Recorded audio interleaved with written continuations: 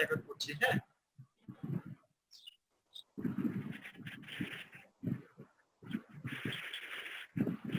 Welcome you all after long time. The chemistry class conducted by me Mohammad Humayun Kabir. আমাকে চিনো তোমরা সবাই, সুতরাং আর নতুন করে পরিচিত হতে হবে না। তারপর হচ্ছে আমাদের আজকের যে আলোচনার বিষয়, discussion of mathematical problem with solution. অর্থাৎ মূলত আমরা কিছু আজকে ম্যাথমেটিক্যাল প্রবলেম নিয়ে আলোচনা করব, যেটা কিন্তু পরীক্ষায় প্রায় এসে থাকে। তোমরা জানো যে তোমাদের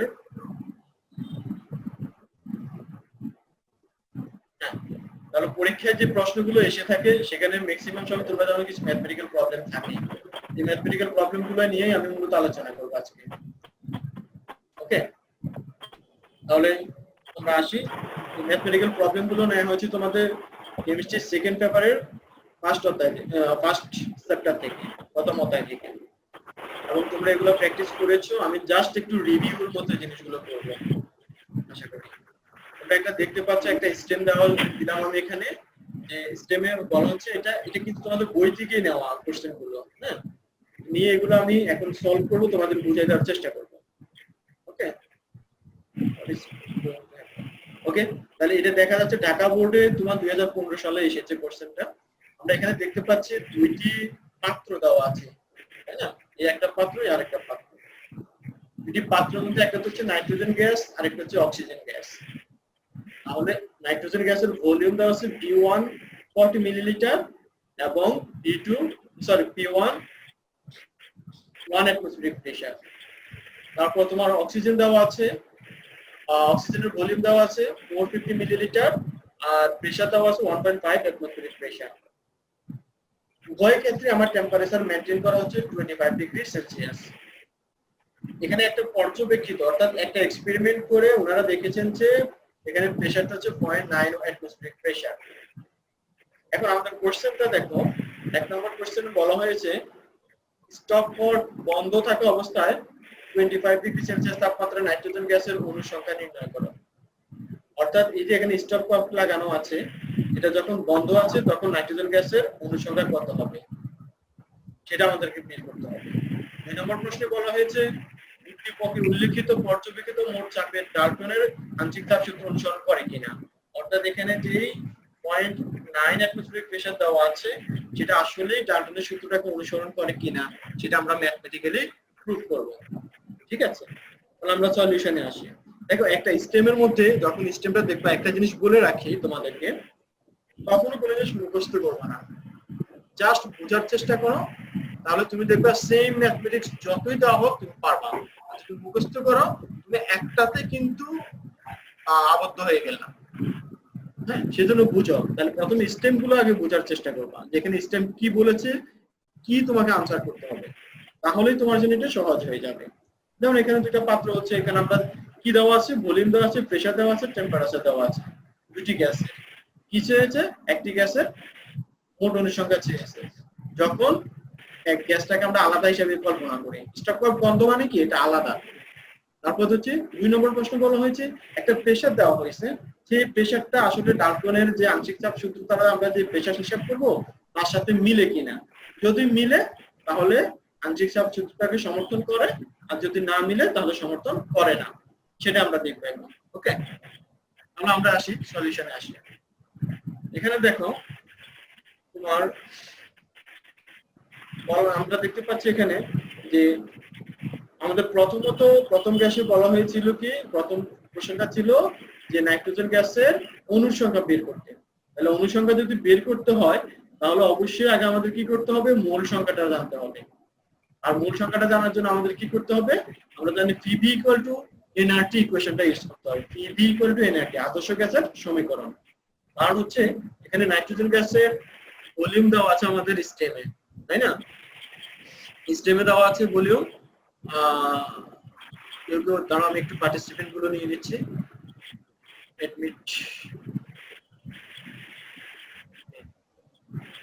তাহলে এখানে তোমার নাইট্রোজেন গ্যাসের ভলিউম আমাদের স্টেমে দেওয়া ছিল বা উদ্দীপকে দেওয়া ছিল D = 400 মিলিলিটার। ওকে, আর নাইট্রোজেন গ্যাসের প্রেসার দেওয়া ছিল 1 অ্যাটমসফিয়ারিক প্রেসার, টেম্পারেচার দেওয়া ছিল 25 ডিগ্রি সেলসিয়াস। এটাকে আমরা কেলভিন স্কেলে নিয়ে যাব। তাহলে কেলভিন স্কেলে নিয়ে গেলে 273 যোগ করতে হয়, করার পরে 298 কেলভিন পেয়ে গেলাম। এখন আমাদের ইকুয়েশনটা হচ্ছে মূলত এখানে যেটা দেওয়া আছে n = Pv/RT, আসলে Pv = nRT, এটা ইকুয়েশনটা। এটাকে যদি আমরা সাজিয়ে নেই, কারণ আমার n এর মানটা বের করতে হবে, p জানা আছে, v জানা আছে, t জানা আছে, আর আমাদের এটা মুখস্থ রাখতে হবে। আর এর ভ্যালু এখানে 0.082 litre atmospheric pressure per kelvin per mole. তাহলে সবগুলো ভ্যালুই জানা আছে, কোনটা জানা নেই আমাদের? n এর ভ্যালুটা জানা নেই। ওকে, n এর ভ্যালু যেহেতু জানা নেই, তাহলে n এর ভ্যালুটা আমাদেরকে বের করতে হবে। আর n এর ভ্যালুটা বের করার জন্যই আমরা এটাকে সাজিয়ে নিলাম। এখন n এর তাহলে আমরা এখানে কি পেলাম? n = এখন Pv/RT। তাহলে p কত? 1 অ্যাটমসফিয়ারিক প্রেসার আমাদের দেওয়া আছে, আর v কত? 400 মিলিলিটার ছিল, এটাকে লিটারে নিয়ে গেলে 0.4 লিটার হবে। তাহলে এখানে 0.4 বসানো হলো। আর এর ভ্যালুটা আমরা অ্যাটমসফিয়ারিক প্রেসারে কেন নিলাম? কারণ হচ্ছে আমাদের গ্যাসের চাপের যে চাপটা দেওয়া আছে সেটা অ্যাটমসফিয়ারিক প্রেসারে দেওয়া আছে। তাহলে যে প্রেসারে যদি প্রেসারটা অ্যাটমসফিয়ারিক প্রেসারে দেওয়া থাকে, তাহলে অবশ্যই আর এর ভ্যালুটা atmospheric pressure per kelvin per মোলে নিয়ে যেতে হবে। তাহলে আমাদের এটা জানা আছে আমাদের।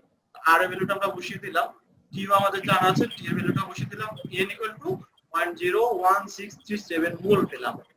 এটা মোল সংখ্যা পেলাম। এখন আমরা জানি যে কোনো gas, either nitrogen gas, carbon dioxide gas, যে কোনো গ্যাসই হোক না কেন, গ্যাসের এক অণুতে 6.021 এক মোল গ্যাসে 6.022 × 10⁻23 টি মোল থাকে, অণু থাকে এক মোল গ্যাসে। তাহলে আমরা যদি এখানে এক মোল গ্যাস, এখানে নাইট্রোজেন গ্যাস বলেছে, তাহলে এক মোল নাইট্রোজেন গ্যাসে কতটি অণু থাকবে? 6.022 × 10⁻23 টি অণু থাকবে।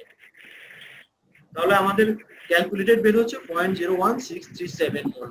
তাহলে আমরা 0.1637 মোল গ্যাস অণু থাকবে কত, এটাকে মাল্টিপ্লাই করলেই আমরা ভ্যালুটা পেয়ে যাচ্ছি। তাহলে আমরা সহজেই গ্যাসের মোল সংখ্যাটা পেয়ে গেলাম। তাহলে আমি আবার একটু বলি, প্রথমত আমাদের মোল সংখ্যা বের করতে হবে। বের করতে হলে Pv = nRT ইউজ করতে হবে। সেখান থেকে আমরা n এর ভ্যালুটা পেয়ে যাব, কারণ সবগুলো ভ্যালুই আমার সিস্টেমে দেওয়া থাকবে।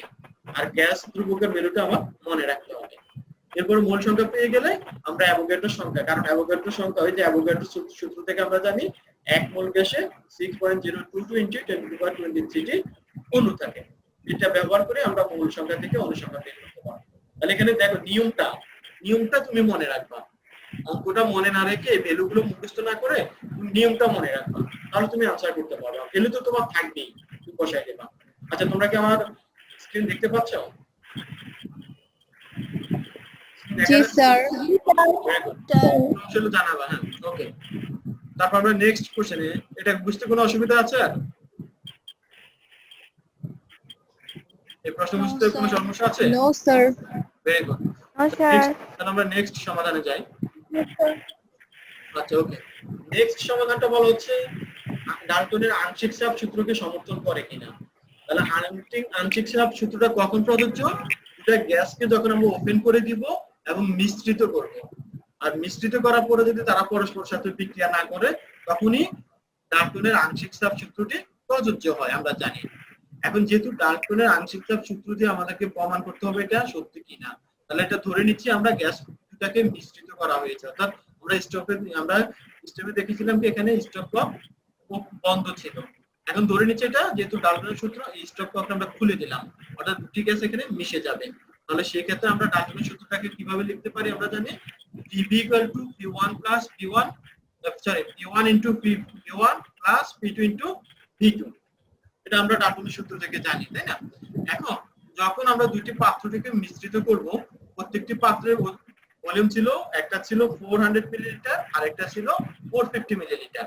তাহলে যখন দুটি মিশ্রিত করব, তাহলে মিশ্রিত ভলিউমটা কি পাত্রের ভলিউমই হবে টোটাল ভলিউম। তাহলে সেই ক্ষেত্রে আমরা দুটো যোগ করে দেব। এখানে আমরা যোগ করে দিলাম এই যে P = 400 + 450 মিলিলিটার, অর্থাৎ 850 মিলিলিটার। এটা হচ্ছে আমাদের এখন মিশ্রিত করার পরে যে আয়তনটি হলো গ্যাস পাত্রে সেটা। এখন ইন্ডিভিজুয়াল গ্যাসগুলো যদি আমরা চিন্তা করি, তাহলে নাইট্রোজেন গ্যাসের জন্য প্রেসার দেওয়া আছে 1 অ্যাটমসফিয়ারিক প্রেসার, নাইট্রোজেন গ্যাসের জন্য আয়তন দেওয়া আছে 400 মিলিলিটার, অক্সিজেন গ্যাসের জন্য প্রেসার দেওয়া আছে 1.5 অ্যাটমসফেরিক প্রেসার, আর অক্সিজেন গ্যাসের জন্য ভলিউম দেওয়া আছে 450 মিলিলিটার।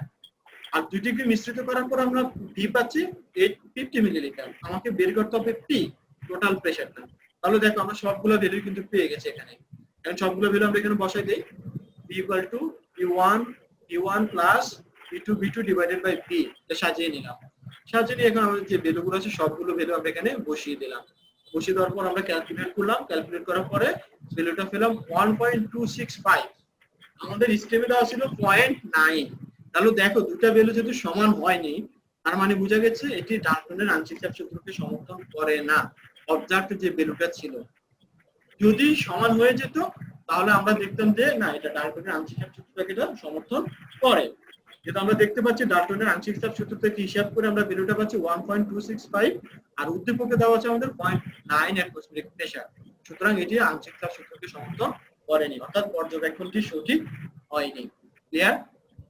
আর কোনো কোশ্চেন এখানে? স্যার আমার একটা কোশ্চেন, বলো। উদ্দীপকের পর্যবেক্ষিত চাপটাকে আসলে কি এই মিশ্রণের মোট চাপটাকে বুঝাইতেছে? মানে এখানে যে 0.9 atm, এটা কি মোট চাপটাকে বোঝাচ্ছে? হ্যাঁ, মোট চাপটাকে বোঝানো হচ্ছে। মানে পর্যবেক্ষিত চাপ যেটা, সেটা মোট চাপটাকে বোঝানো হচ্ছে। ওকে, এখন এই আমি যদি তোমাদের 10 মিনিট পরে একটা ব্রেক আসতে পারে, জুমে একটা ব্রেক আসে, হ্যাঁ, ব্রেক আসলে আমি আবার রিস্টার্ট করব, তোমরা তখন আবার জয়েন করবা অ্যাজ ইউজুয়াল। ঠিক আছে? ওকে, তাহলে ওকে স্যার। এখন যে প্রশ্নটা করেছে যে স্যার এটা টোটাল প্রেসার দেওয়া আছে কিনা, হ্যাঁ, এটা টোটাল প্রেসারটাই দেওয়া আছে। পর্যবেক্ষণ করা হচ্ছে মানে কখন, এইটাই তোমাকে বুঝতে হবে। পর্যবেক্ষিত হয় কখন, যখন দুটো জিনিসকে একটা মিশ্রিত করব, তখন সেটাতে আর যখন ইন্ডিভিজুয়াল, তখন তো সে ইন্ডিভিজুয়ালি আছে, সেটা তো চেঞ্জ হওয়ার সুযোগ নেই। সুযোগটা চেঞ্জ হবে কখন, যখন দুটাকে মিশ্রিত করব। সেজন্য এটা পর্যবেক্ষিত রেজাল্ট যেটা, সেটা হচ্ছে টোটাল প্রেসার। ক্লিয়ার? বুঝতে পেরেছো? জি স্যার। ওকে, ভেরি গুড। জি স্যার। দেন নেক্সট কোশ্চেন, আমি আরেকটা সিস্টেম নিয়ে আসলাম। এটা দেখো চট্টগ্রাম বোর্ডে আসছে 2015 সালে। হ্যাঁ, আর এই যে এখানে একইভাবে দেখো দুইটা গ্যাস দেওয়া আছে। এ গ্যাস, তার আণবিক ভর বা কিছুই দেওয়া নাই, তার ভর দেওয়া আছে 0.5 গ্রাম।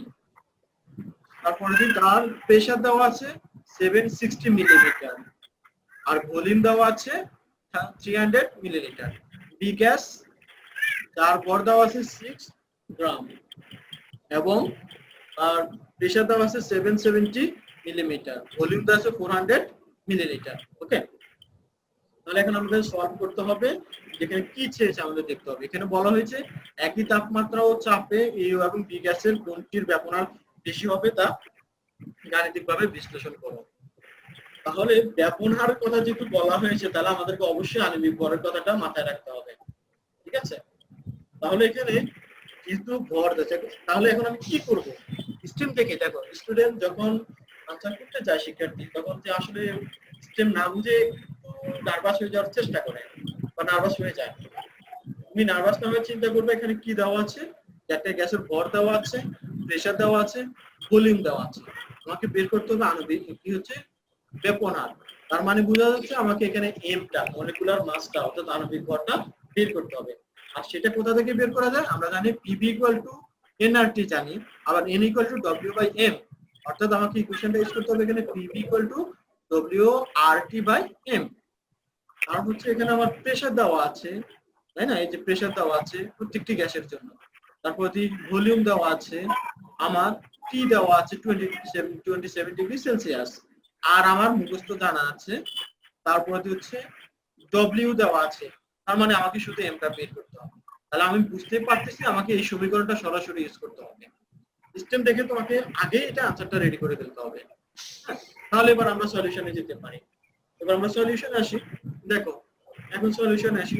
প্রথম এ গ্যাস বলা হয়েছে। এই গ্যাসের জন্য প্রেসার বলা হয়েছে 760 মিলিমিটার। এটাকে আমরা অ্যাটমসফেরিক প্রেসারে নিয়ে যাই। আমরা জানি 760 760 মিলিমিটার মানে হচ্ছে 1 অ্যাটমসফেরিক প্রেসার। তাহলে এটাকে 1 অ্যাটমসফেরিক প্রেসার আমরা লিখতে পারি। এখন এ গ্যাসের আয়তনটা হচ্ছে দেওয়া ছিল আমাদের সিস্টেমে 300 মিলিলিটার। আমি এটা মিলিলিটারও রাখতে পারি, লিটারও রাখতে পারি, তবে যেহেতু আর এর ভ্যালুটা আমরা লিটারে ইউজ করব সেজন্য এটাকে আমরা লিটারে কনভার্ট করে নিব, কারণ সবগুলা ইউনিট একই ইউনিটে থাকতে হবে। তুমি এটাকে যদি মিলিলিটার রাখো তাহলে আর এর ভ্যালুটাকে মিলিলিটারে নিয়ে যেতে হবে, তো এটা অনেকটা কঠিন, দরকার নেই। আমাদের আর এর ভ্যালুটা আমাদের মুখস্থ জানা আছে লিটারে, সেজন্য আমরা গ্যাসের আয়তনগুলোকে চেঞ্জ করে নিব। এই গ্যাসের আয়তনটা হচ্ছে আমরা 300 মিলিলিটার থেকে এটা 0.3 লিটারে নিয়ে যাব, তাই না? এই গ্যাসের ভর দেওয়া আছে তোমার 0.5 গ্রাম, সেটা আমরা জানি। টেম্পারেচার 27 ডিগ্রি সেলসিয়াস, তাহলে কেলভিনে নিয়ে গেলে হয়ে যাবে 300 কেলভিন। যেহেতু আমরা ভলিউমটাকে লিটারে নিয়ে গেছি, আর এর ভ্যালুটাকে আমরা লিখবো 0.082 litre atmospheric pressure per kelvin per mole. এখানে মিলিমিটারটাকে আমরা অ্যাটমসফিয়ারিক প্রেসারে না নেওয়ার কারণ হচ্ছে আর এর ভ্যালুতে আমাদের প্রেসারটা কিন্তু অ্যাটমসফিয়ারিক প্রেসারে আছে, তাই না? সেজন্যই আমরা আগে প্রেসারেরটাকে অ্যাটমসফিয়ারিক প্রেসারে নিয়ে গেছি। অনেকে প্রশ্ন করতে পারে স্যার আমরা মিলিমিটারে রাখলে অসুবিধা কি? অসুবিধাটা হচ্ছে এখানে যেহেতু আমার আর এর ভ্যালু তো আমার এখানে লিটার অ্যাটমসফিয়ারিক প্রেসার আছে, তাহলে আমাকে প্রেসারটা অ্যাটমসফিয়ারিক প্রেসারে নিয়ে যেতে হবে আর ভলিউমটাকে লিটারে নিয়ে যেতে হবে। সেজন্যই আমরা এটাকে আগে কনভার্ট করেছি। আর যদি কখনো আর ইনভলভ না থাকে তাহলে আমরা যে কোনোটা রেখে দিতে পারি, যেখানে আর সবগুলো ইউনিটকে আমরা একই ইউনিটে রাখতে হবে, সেজন্য আমরা এগুলো চেঞ্জ করে নিয়েছি। ওকে, এবার হচ্ছে তোমার এবার আমরা মানগুলো বসিয়ে দেই, আমরা একটু সাজিয়ে নেই। আমাদের দরকার হচ্ছে এম এর ভ্যালু, তাহলে সাজিয়ে নিলে আমরা এম ইকুয়াল টু পাচ্ছি W1 RT বাই PV। 1 দ্বারা আসলে এই গ্যাসটাকে বোঝানো হচ্ছে আর কি। M1 ইকুয়াল টু, এখন আমরা এই মানগুলো বসিয়ে দিলাম যেগুলো আমরা এখানে পেলাম, সব বসিয়ে দেওয়ার পর আমরা এম পাচ্ছি 41 গ্রাম পার মোল, অর্থাৎ এই গ্যাসের আণবিক ভরটা হচ্ছে 41, এই গ্যাসের আণবিক ভরটা হচ্ছে 41। তাহলে আমরা এবার বি গ্যাসের আণবিক ভরটা বের করবো একইভাবে, তাই না? কারণ এখন আমরা বি গ্যাসের আণবিক ভরের জন্য আসি। এখানে বি গ্যাসের জন্য দেওয়া ছিল প্রেসার 770, তাই না, মিলিমিটার। তাহলে এটাকে অ্যাটমসফিয়ারিক প্রেসারে নিয়ে যেতে 760 দ্বারা ভাগ করতে হবে। ভাগ করলে যেটা আসবে সেটা হচ্ছে 0.6, যেটা আসে সেটা বসাবা। তারপর হচ্ছে তোমার গ্যাসের আয়তন দেওয়া আছে 400 মিলিলিটার, সেটাকে 1000 দ্বারা ভাগ করলে সেটা হচ্ছে 0.4 লিটার। আর গ্যাসের ভর দেওয়া ছিল 0.6। বি গ্যাসের তাপমাত্রা একই 300 আর আমাদের জানা আছে, তাহলে এখান থেকে একইভাবে আমরা M2 টা বের করে নিব, এই গ্যাসের জন্য যেভাবে বের করে নিয়েছি। তাহলে এখানে M2 আমরা বের করব, মানগুলো সব বসিয়ে দিলাম, ক্যালকুলেট করলাম। ক্যালকুলেট করার পর আমরা M2 টা পেলাম 36.42 গ্রাম পার মোল, অর্থাৎ এই গ্যাসের ভর ছিল 41 আণবিক ভর, আর বি গ্যাসের আণবিক ভর হচ্ছে তোমার 36.42। আর আমরা জানি যে গ্যাসের আণবিক ভর যত বেশি তার ব্যবহার তত কম হয়।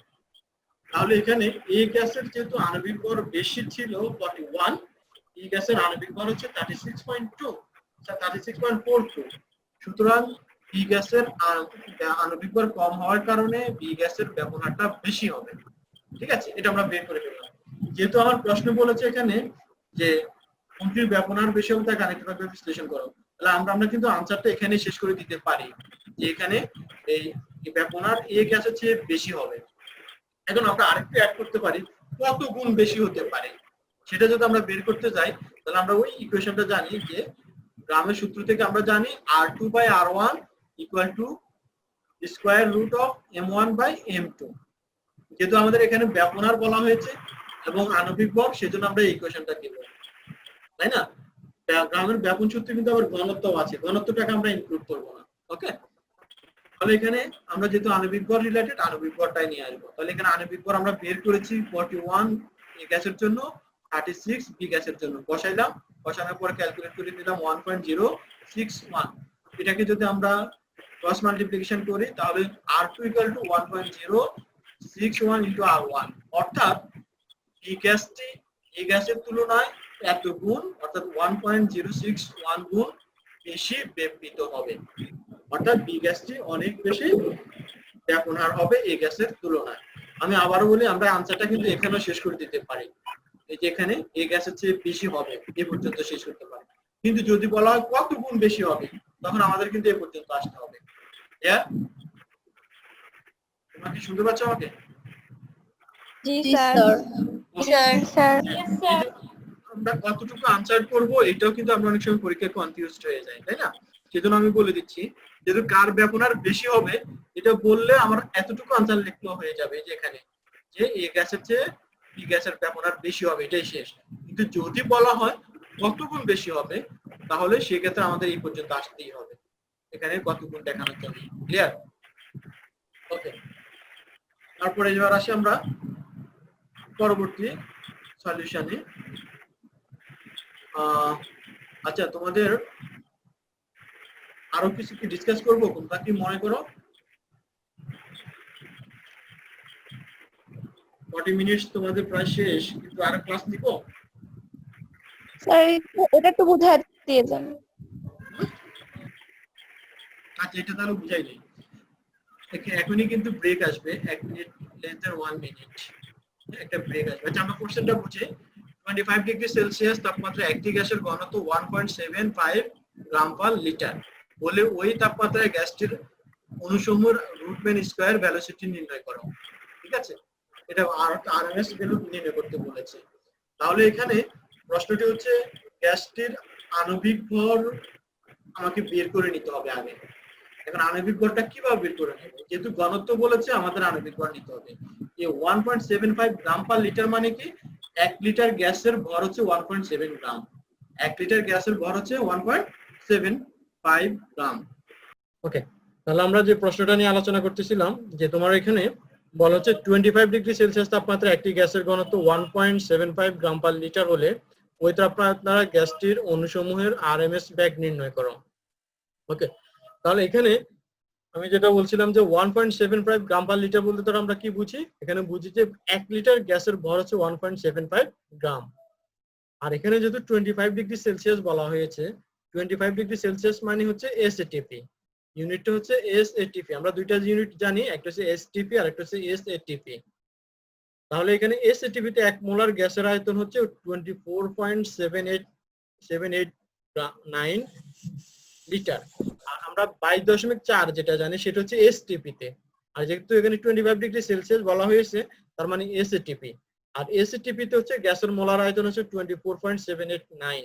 তাহলে এখানে মনে রাখবা, এই যে তোমার গ্যাসের মোলার আয়তনটা আমরা ইউজ করব, কখন 22.4 আর কখন 24.789 ইউজ করব। যখন 25 ডিগ্রি সেলসিয়াস বলা হবে তখন হচ্ছে 24.789, যখন 0 ডিগ্রি বলা হবে তখন হচ্ছে 22.4 লিটার। কারণ 0 ডিগ্রিতে হচ্ছে এসটিপি তে আর এসটিপি তে হচ্ছে 25 ডিগ্রি সেলসিয়াস। ক্লিয়ার? তাহলে এখানে আমরা একটি গ্যাসের 1 লিটার গ্যাসের ভর পাচ্ছি 1.75 গ্রাম। তাহলে 24.78 গ্রাম 789 লিটার গ্যাসের জন্য তার ভরটা হবে কত? দুটাকে মাল্টিপ্লাই করলে আমরা পেয়ে যাচ্ছি এত গ্রাম। আর এই 1 মোল যখন হয় সেটা হচ্ছে কোন পদার্থের গ্রাম আণবিক ভর, অর্থাৎ 1 মোল বা গ্রাম আণবিক ভর সমান হচ্ছে 43.38 গ্রাম।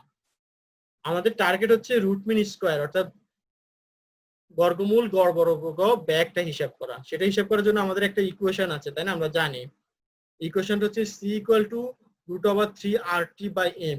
এই এমটা আমাদের জানা নাই, সি আমাদের বের করতে হবে।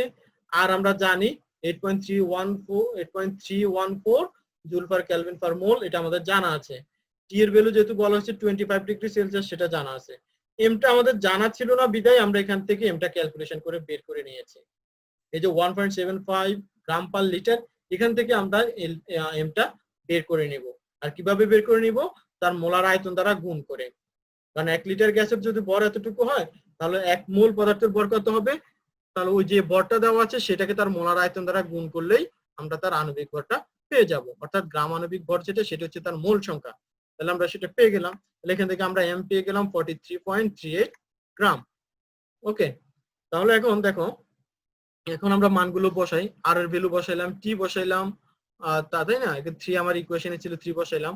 এখানে কিন্তু একটা জিনিস খেয়াল করো, আমরা এমটাকে 43.38 গ্রাম পেয়েছি, এটাকে আমরা নিয়ে গেলাম কিলোগ্রাম পার মোল। কিলোগ্রাম পার মোল কেন নিয়ে গেলাম? এখানে আমাদের ছিল এটা গ্রাম পার মোল, এটা ছিল গ্রাম পার মোল। এখানে কেন আমরা কিলোগ্রাম পার মোলে নিয়ে গেলাম? কারণ হচ্ছে এখানে আর এর ভ্যালুটা দেখো, জুল পার কেলভিন পার মোল, এটা কিন্তু হচ্ছে সিজি তোমার এসআই ইউনিট।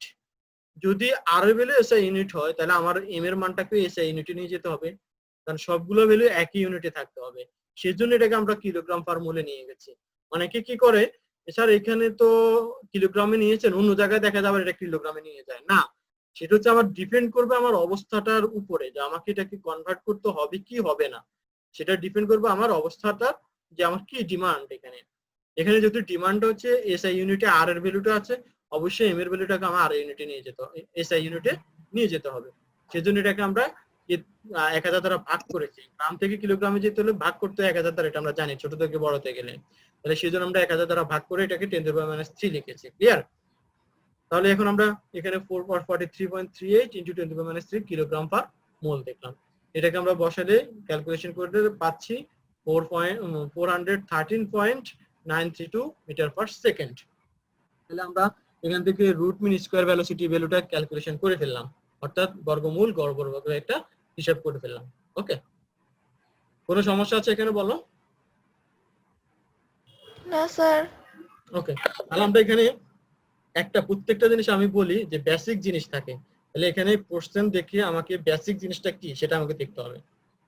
প্রথমে মনে মনে তুমি দেখবা যে বলা হয়েছে যে বর্গমূল গড় বর্গব্যাগ বাইর করতে, অর্থাৎ রুট মিন স্কয়ার ভেলোসিটি।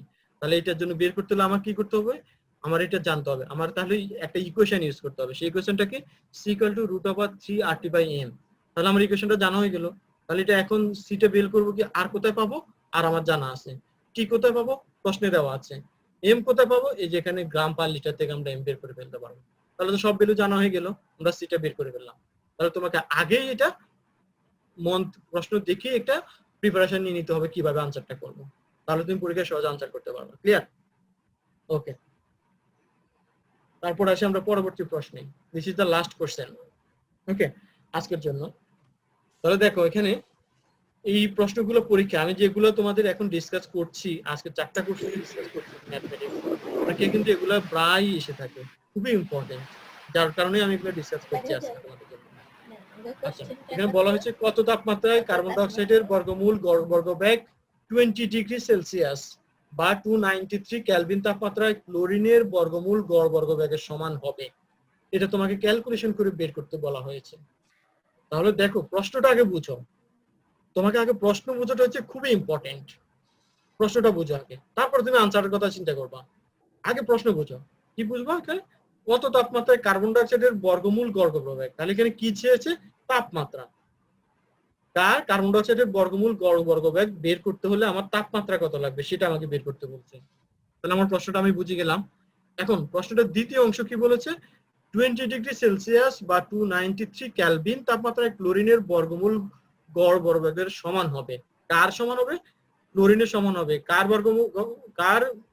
বর্গমূল গড় বর্গব্যাগ, সেটা হচ্ছে কার্বন ডাই অক্সাইডের। তাহলে এখানে তার মানে কি হচ্ছে, ক্লোরিনের জন্য বর্গমূল গড় বর্গব্যাগটা আগে আমাকে বের করতে হবে, কারণ ক্লোরিনের জন্য টেম্পারেচার দেওয়া আছে। গড় রুট মিন স্কয়ার ভেলোসিটি বের করার জন্য আমাদের ইকুয়েশনটা জানা আছে, c = √3RT/m। তাহলে ক্লোরিনের জন্য টেম্পারেচার বলা আছে, তাই না? এই যে ক্লোরিনের জন্য টেম্পারেচার বলা আছে 20 ডিগ্রি সেলসিয়াস আর 293 কেলভিন, তাহলে টেম্পারেচার বলা আছে। আর এখানে আমার ইকুয়েশন থেকে আরটা আমার জানা আছে, আমরা এটা জানি, কারণ আর ভ্যালুটা আমরা সবসময় মনে রাখতে হবে। তাহলে এখানে ক্লোরিনের জন্য এমটাও আমরা জানি, কিভাবে জানি, ক্লোরিনের পারমাণবিক ভর কত, 35.5। তাহলে সেটাকে যদি আমরা 2 দ্বারা গুণ করি, যেহেতু এখানে 2টি পরমাণু আছে ক্লোরিনের, তাহলে সেটা হবে 71, তাই না? 71 হয়ে যাবে। বাকি অংশটা আমরা পরে ব্যাখ্যা করব। তাহলে 71, তাহলে ক্লোরিনের এখানে আণবিক ভরটা হচ্ছে 71। এরপরে এখানে আমরা 10⁻³ দ্বারা গুণ করেছি, কেন, ওই যে আগের প্রশ্নটার মতোই, এটা ছিল 71টা ছিল তো গ্রাম আণবিক ভর, 71টা ছিল তার গ্রাম আণবিক ভর। তাহলে এটাকে আমরা কিলোগ্রাম আণবিক ভরে নিয়ে যাব, তাহলে কিলোগ্রাম পার মোলে নিয়ে যাব। তাহলে কিলোগ্রামে নিতে হলে 1000 দ্বারা ভাগ করতে হবে, সেজন্য 71 × 10⁻³ ক্লিয়ার? এটা আমাদের আমরা লিখলাম। এখানে বের করেছি 70, ক্লোরিনের আণবিক ভর কত, ক্লোরিন অণুর 71। তাহলে সেখানে এটা ছিল গ্রাম। যেটা আমরা মনে রাখবা, আণবিক ভরের কোনো একক নেই, কোনো একক নাই। আমরা যখন গ্রাম বলি যে 71 গ্রাম, তার মানে হচ্ছে এটা হচ্ছে গ্রাম আণবিক ভর, তখন বলতে হবে গ্রাম আণবিক ভর, শুধুমাত্র আণবিক ভর বললে হবে না। যখন বলবো যে 71 গ্রাম, তখন এটা হচ্ছে গ্রাম আণবিক ভর অথবা মোল, 1 মোল। আবারও মনে রাখো এই কথাটা, যে 1 গ্রাম আণবিক ভর, অর্থাৎ গ্রাম আণবিক ভর হচ্ছে কোনো পদার্থের 1 মোলের সমান। যেমন এখানে যদি আমি বলি 71 গ্রাম আণবিক ভর, অর্থাৎ এটা হচ্ছে 1 মোল ক্লোরিন। ক্লিয়ার? তাহলে এখানে আমরা দেখলাম যে এখানে আর ক্লোরিনের জন্য আমরা আর জানা হয়ে গেল, টি জানা হয়ে গেল, এম জানা হয়ে গেল। তাহলে এখান থেকে ক্লোরিনের আণবিক ভরটা আমরা রুট মিন স্কয়ার ভ্যালোসিটিটা বের করতে পারবো। তাহলে সহজেই বের করতে পারবো। তাহলে আমরা রুট মিন স্কয়ারটা ভ্যালু বের করলাম। ক্লোরিনের জন্য আমরা সেটা C1 দ্বারা লিখলাম, লিখে 3 আমার ইকুয়েশন আছে, আর এর ভ্যালু আমরা এখান থেকে বসালাম, আমরা জানি 8.314 জুল পার কেলভিন পার মোল। টি ভ্যালু কত 293, সেটা বসিয়ে দিলাম।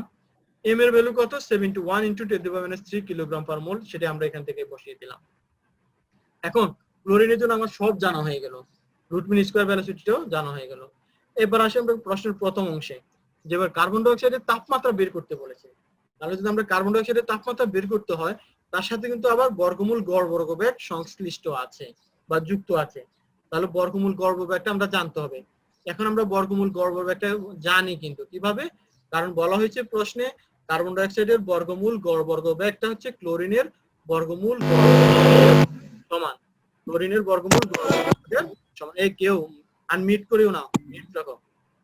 তাহলে আমরা ক্লোরিনের জন্য বর্গমূল গড় বর্গবেগ বের করেছি, তার মানে কার্বন ডাই অক্সাইডের বর্গমূল গড় বর্গবেগ আমরা এখন জানি।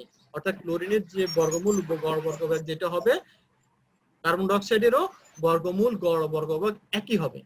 তাহলে এখানে আমরা সেটা জানি। তাহলে আমাদের এখন মূল জিনিসটা হচ্ছে কি, বের করতে হবে টেম্পারেচার। তাহলে আমরা কার্বন ডাই অক্সাইডের জন্য লিখতে পারি C2 = √3RT/m। 3 জানি, আর এর ভ্যালু আমাদের মুখস্থ 8.314, টি আমাদের বের করতে হবে। T2 লাগানো হচ্ছে মানে এটা কার্বন ডাই অক্সাইডের জন্য, T2 আমার বের করতে হবে। আর কার্বন ডাই অক্সাইডের আণবিক ভর কত আমরা জানি 44। কার্বন ডাই অক্সাইডের আণবিক ভর কত 44, সেটাকে আমরা কিলোগ্রামে নিয়ে গেলে 1000 দ্বারা ভাগ করতে হবে। তাহলে 1000 দ্বারা ভাগ করার কারণে 44 × 10⁻³ কিলোগ্রাম পার মোল হয়ে গেল। এবং C2 টা এখন আমরা জানি, কিভাবে জানি? ওই যে C1 ক্যালকুলেশন করেছি। আমার প্রশ্নেই বলেছে কার্বন ডাই অক্সাইডের বর্গমূল গড় বর্গবেগ ক্লোরিনের বর্গমূল গড় বর্গবেগের সমান। সেজন্য C1 = C2, এটা আমরা এখানে লিখতে পারি C2 = C1। সেজন্য আমরা এখানে C2 ভ্যালুটা, C1 এর ভ্যালুটা বসাই দিব এখানে 320.826। বসিয়ে দেওয়ার পর আমরা এখান থেকে সহজে T2 ক্যালকুলেট করতে পারবো। T2 টা হচ্ছে কার জন্য? কার্বন ডাই অক্সাইডের জন্য। তাহলে কার্বন ডাই অক্সাইডের জন্য আমরা তাপমাত্রা পেয়ে গেলাম। এখন দেখো তাপমাত্রা কত পেয়েছি, 181.57 কেলভিন। এখানে আবার আমরা যদি ডিগ্রি সেলসিয়াসে নিয়ে যেতে হয়, আমরা জানি 273 বিয়োগ করতে হবে, বিয়োগ করলে না -91.43 ডিগ্রি সেলসিয়াস, এত ডিগ্রি সেলসিয়াস হয়। এখানে আমার এটা ক্যালভিনও আমরা রেখে দিতে পারি, নিচের এই অংশটুকু না করলেও হবে। এখানে আমরা T2 181.57 কেলভিন এটুকু লিখলেও হবে। আর কেউ যদি ডিগ্রি সেলসিয়াসে নিয়ে যেতে চায় তাহলেও হবে, তুমি যেখানে রাখো ইউনিট সমস্যা নেই। যদি ডিমান্ড না থাকে, নির্দিষ্ট করে যদি বলা না থাকে যে কোন ইউনিটে রাখতে হবে, তাহলে তুমি যে কোনো ইউনিটে রাখতে পারো, কোনো সমস্যা নেই। ঠিক আছে?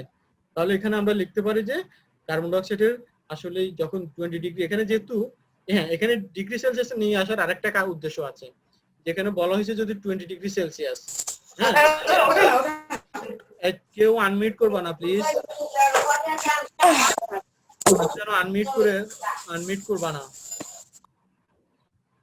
ওকে, তাহলে এখানে 20 ডিগ্রি সেলসিয়াস তাপমাত্রায় ক্লোরিনের যে আরএমএস ছিল, তাহলে কার্বন ডাই অক্সাইডের সেক্ষেত্রে টেম্পারেচার হবে -91.43 ডিগ্রি সেলসিয়াস।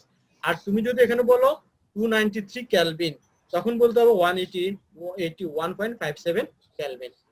অর্থাৎ তুমি প্রশ্নের পরের অংশে যে টেম্পারেচারটা উল্লেখ করবা, তাহলে আগের অংশে সে একই কেলভিনের একই স্কেল রাখতে হবে। এর আমার কথা, আমি আবার প্রশ্নটা একটু বলি শুরু থেকে, একটু খেয়াল করো সামারি। যে কার্বন ডাই অক্সাইডের বলা হয়েছে কত তাপমাত্রায় কার্বন ডাই অক্সাইডের বর্গমূল গড় বর্গবেগ 20 ডিগ্রি সেলসিয়াস বা 293 কেলভিন তাপমাত্রায় ক্লোরিনের বর্গমূল গড় বর্গবেগের সমান হবে। তাহলে আমাদের প্রথম কাজ হচ্ছে এখানে ক্লোরিনের বর্গমূল গড় বর্গবেগটা বের করা, কারণ এটা বের করতে পারলেই আমরা কার্বন ডাই অক্সাইডের তাপমাত্রা বের করতে পারবো। কারণ কার্বন ডাই অক্সাইডের বর্গমূল গড় বর্গবেগ ক্লোরিনের বর্গমূল গড় বর্গবেগের সমান হবে। তাহলে সেক্ষেত্রে আমাদের ইকুয়েশন হচ্ছে C = √3RT/m। এখন এখানে আমাদের RT জানা আছে, T এখানে দেওয়া আছে, R জানা আছে, M ক্লোরিনের জন্য 71, সেটা আমরা বসিয়ে দিলাম। ক্লোরিনের জন্য আণবিক ভর পেয়ে রুট মিন স্কয়ার ভেলোসিটি পেয়ে গেলাম। এখন কার্বন ডাই অক্সাইডের জন্য একই ইকুয়েশন আমরা ব্যবহার করব। ব্যবহার করলে 3RT/m, কার্বন ডাই অক্সাইডের জন্য আমার টি বের করতে হবে। আমার সি লাগবে, সি আমরা বের করে ফেলেছি আগের অংশে, তাহলে সি এর ভ্যালু আমরা এখানে বসিয়ে দিলাম। 3 আমার ইকুয়েশন আছে, বসিয়ে দিলাম। আর আমার জানা আছে টিও আমার বের করতে হবে কার্বন ডাই অক্সাইডের জন্য, আর কার্বন ডাই অক্সাইডের আণবিক ভরও আমাদের জানা আছে, সেটা বসিয়ে দিলাম। তাহলে টি এর ইউনিটটা আমরা 2 ইউনিটে রাখবো এখানে, কারণ হচ্ছে প্রশ্নের পরের অংশে কিন্তু 2টা ইউনিটে বলা হয়েছে, সেজন্য এখানে 2টা ইউনিটে রাখবো। এখন তুমি যদি এখানে বলো যে -9 to 1.3 ডিগ্রি সেলসিয়াস, তুমি এখানে অবশ্যই 20 ডিগ্রি সেলসিয়াস বলতে হবে। আর তুমি যদি এখানে বলো 181.57 কেলভিন, তাহলে তোমার এখানে অবশ্যই 293 কেলভিন বলতে হবে। তোমার প্রশ্নের দ্বিতীয় অংশে 293 কেলভিন করতে হবে। ক্লিয়ার? কারণ দুটাকে একই ইউনিটে রাখতে হবে। তাহলে এভাবে আমরা সহজেই ম্যাথমেটিক্যাল প্রবলেম গুলো সলভ করতে পারবো। প্রথমে তোমার কাজ হচ্ছে প্রশ্নটা বোঝা, তারপর আমি কোন ইকুয়েশনটা ইউজ করব এবং কেন করব, এবং ওই ইকুয়েশনের মধ্যে কি কি ভ্যালু গুলো দেওয়া আছে জানা আমার লাগবে, সিস্টেমে কোন ভ্যালু গুলো দেওয়া আছে, কোনটা আমার মনে আছে বের করতে হবে, আর কোনটা আমার মুখস্থ আছে সেটা বসাতে হবে। এই জিনিসগুলো তোমার মাথায় রাখতে হবে। এটা হচ্ছে বেসিক জিনিস, এবং এটা মুখস্থ করবা না, এগুলো হচ্ছে রুলস। এই রুলস গুলো মনে রাখবা, নিয়মগুলো মনে রাখবা, তাহলে তুমি সহজেই আনসার করতে পারবা। বলো, এখানে আর কোনো কোশ্চেন আছে কারো? কোনো সমস্যা আছে কিনা বলো। No sir. নো স্যার, ভালো মতোই বুঝাচ্ছি। কোনো এখানে লজ্জার কিছু নেই, যদি কারো থাকে বলতে পারো। আর এরপরে যদি আর কারো কোনো প্রশ্ন থাকে, তোমরা যদি এখনো না বুঝে থাকো, তোমরা আমাকে গ্রুপে মেসেজ করতে পারো, অথবা মেসেঞ্জারে জিজ্ঞেস করতে পারো। এনিওয়ে, যদি কারো আমার নাম্বার জানা থাকে, ফোন নাম্বার ফোন ওভার ফোনে জিজ্ঞেস করতে পারো, নো প্রবলেম। এই ক্ষেত্রে আমার কোনো বাধা নেই। জানার জন্য তুমি এনিহাউ তুমি আমাকে জিজ্ঞেস করতেই পারো, আমি যতটুকু পারি হেল্প করব। ঠিক আছে? যেভাবে হোক, বাট আমার কথা হচ্ছে তোমরা পড়তে হবে, ভালো রেজাল্ট ভালো করতে হবে। ক্লিয়ার? তোমরা শুনতে পাচ্ছ? জি স্যার। স্যার। জি স্যার। আচ্ছা, ওকে। তাহলে প্রবলেম হলে অবশ্যই তোমরা আমাকে জানাবা। আমি এই ক্লাসগুলো আবার তোমাদের ভিডিও আপলোড দিয়ে দিব ইনশাআল্লাহ। সেখান থেকে অনেক দেখে নিবা। আর আশা করি সবাই ভালো থাকবা ইনশাআল্লাহ, আর সাবধানে থাকবা, সামনে পরীক্ষার জন্য ভালো নিবা। আর আজকে ক্লাস এটুকুই। আর আমার জন্য দোয়া করবা, তোমাদের জন্য দোয়া থাকলো। ওকে, থ্যাংক ইউ এভরিবডি। আসসালামু আলাইকুম। আসসালামু আলাইকুম। স্যার আসসালামু আলাইকুম। ওয়ালাইকুম আসসালাম। আসসালামু আলাইকুম। আসসালামু আলাইকুম স্যার। ওয়ালাইকুম আসসালাম।